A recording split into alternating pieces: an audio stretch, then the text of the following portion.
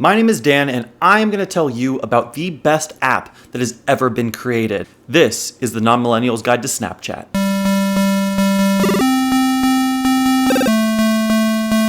When I was in middle school, everyone started to use this app. It was called AOL Instant Messenger. And I was always surprised because none of the adults that I ever spoke to ever seemed to know about it and ever seemed to care. And it blew my mind because I thought it was such an amazing application that allowed all your friends to talk to each other whenever they wanted. And I just couldn't see why anybody older than me and my peers just couldn't get into it. There is an app that exists that's like that right now, and that app is Snapchat. Now, before we jump in, I want to cover some preconceived notions. 1. Snapchat is only for nudes. 2, the pictures don't really disappear, so there's no point in using the app. And 3, the pictures actually do disappear, so why would anybody ever want to use it? Now, I hear this all the time from non-millennials. Snapchat is only for nudes. And when I say it's not, there's always a nudge nudge, wink wink, it's actually just for nudes. But really, that's not the case. If you only see Snapchat as a messaging app, then it's easy to think that it's only for nudes, simply because the thing that makes Snapchat different is the fact that all the messages disappear. But really, Snapchat is way more than a messaging app. And yes,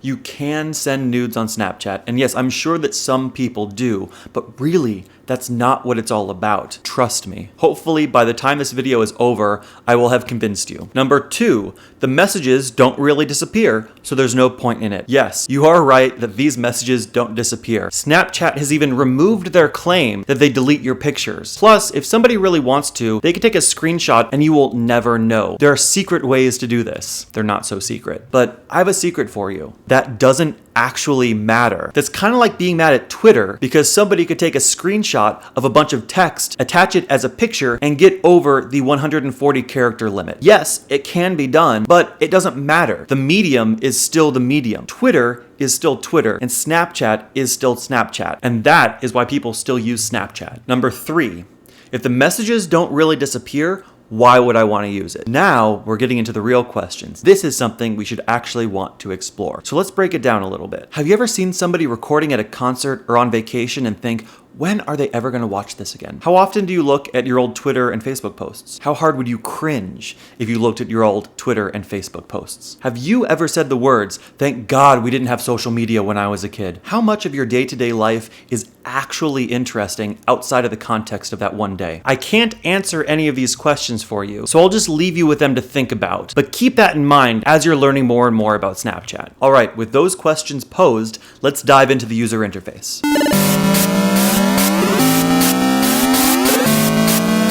There's a good chance that you've already downloaded Snapchat, tried to use it, and been really confused.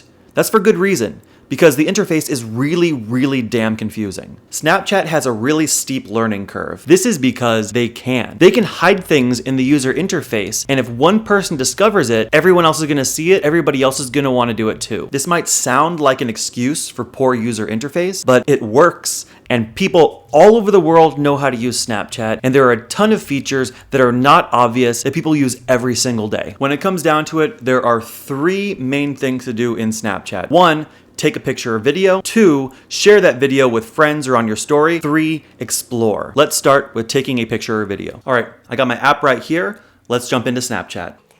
When you open up the app, you're gonna be in the main screen. You can see at the very bottom right here, this is where you take a picture or a video. So click once to take a picture.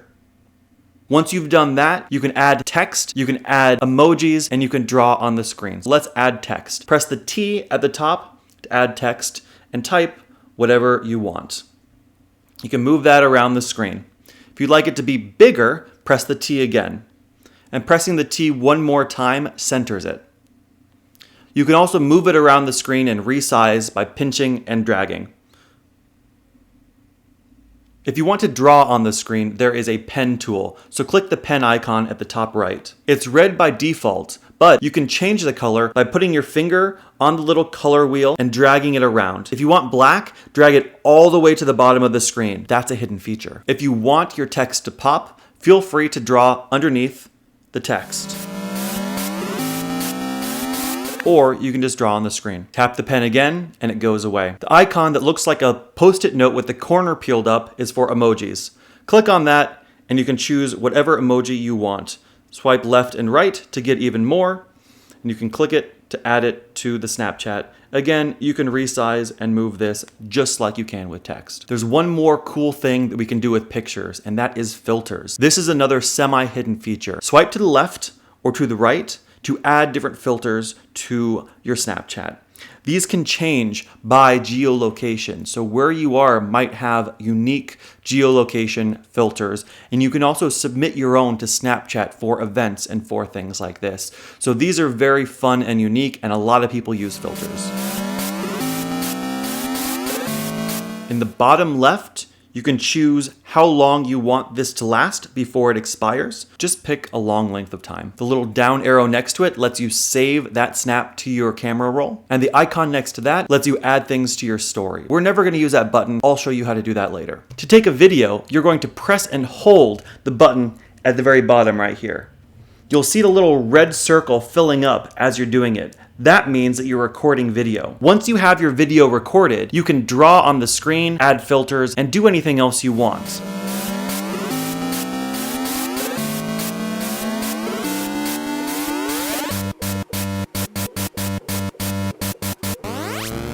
Now we've created our video and you can share it just like you did with pictures. There's one other video specific feature that is really, really cool, and that is selfie filters. All you have to do is make sure the camera is facing forward, then tap and hold on your face.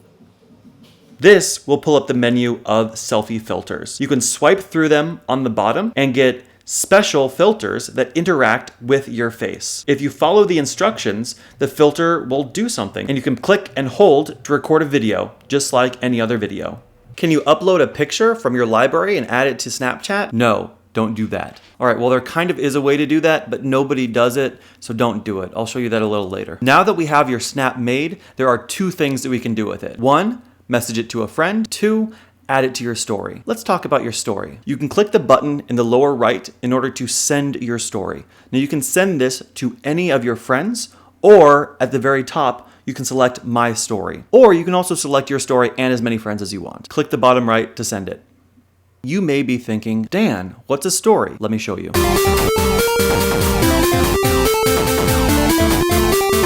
If you swipe right from the screen where you take pictures and videos, you will see your stories page. This has your story, your friends' stories, explore stories, and live stories. Stories are kind of like a backstage pass to people's lives. To view somebody's story, click on their name once. That'll start their story. If you want to skip to the next snap in the story, click it again. Or you can just swipe down to exit. If you don't have any friends yet, check out the live stories.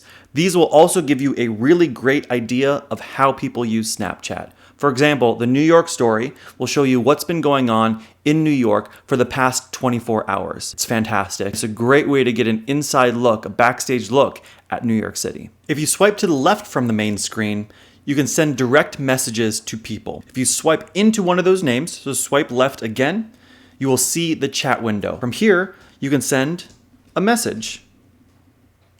You can also attach a picture with the icon to the left. Nobody does that, just send a snap. Or you can now call people, which is the phone icon. You can send a quick video, which will send this to them inside the chat. Or they have a whole new amount of emoticons and pictures that you can send to people. You just click one of those, it sends it to your friend, and that's it. These are great because you can interact directly with somebody, and if you click the thing in the middle, you can send a personal Snapchat, just like we did before, to that individual person and not to anybody else. These, again, will disappear as soon as you leave the chat window after both people have seen them. Now that we've seen the user interface, let's jump into how to actually use Snapchat.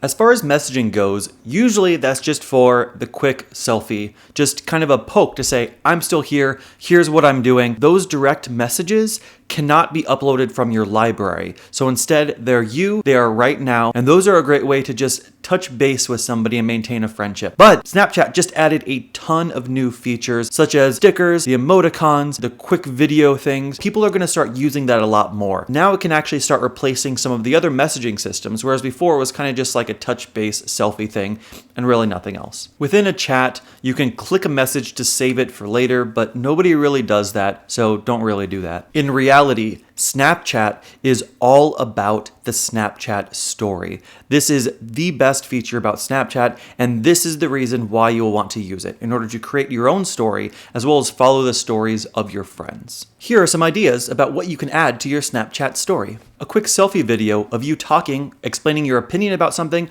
or what you're about to do. Bonus, if you had a filter that's related to what you're doing. Oh wow, the weather this morning is so great. And then use the degrees filter. It's so early, I'm heading into work. And then use the rise and grind filter. Take a picture of something funny. For a bonus, draw a circle around it or point to it. Haha, there's a typo on this milk carton. This grocery store line is ridiculous.